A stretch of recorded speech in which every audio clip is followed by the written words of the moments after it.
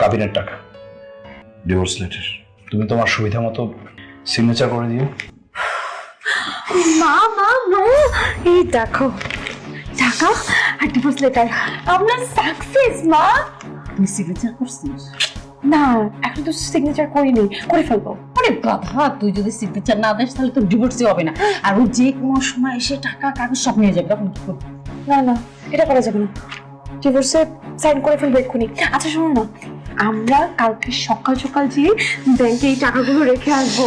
এটা থেকে যা ইন্টারেস্ট আসবে সেটা দিয়ে আমাদের ইজিলি চলে যাবে, আর আমি তো আছি। আমার কি খুশি লাগছে না মা? আবার বুদ্ধি শুনলে এভাবেই চলবে। You are the best mother.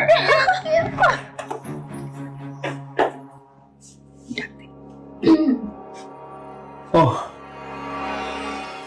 আচ্ছা শোনো না, তাড়াতাড়ি দে। তুমি টাকাগুলো এখন তোমার কাছে রেখে দাও। রাখো বাবাজি।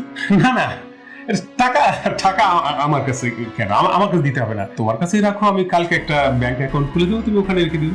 দেখছিস, আমি বলছিলাম না আমি অনেক ভালো ছেলে, ওর বিন্দুমাত্র কোনো লোভ নাই।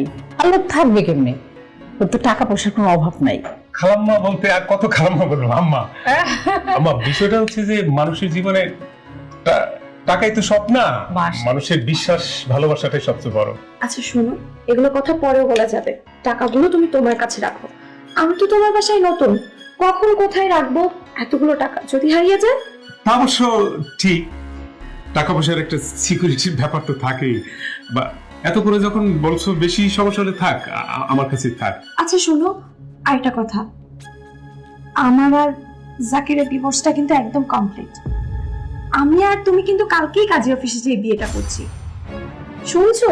বিয়ে বিয়ে বিয়ে তো করবোই, কালকে বিয়েটা করে ফেলবো। তোমাকে যখন একবার, আম্মা আপনি রেস্ট নেন, হাত মুখ ধুয়ে ফ্রেশ হন, আমরা আসতেছি। ঠিক আছে। তোমাকে যখন একবার পেয়েছি, কোনো মূল্যে হারাতে চাই না।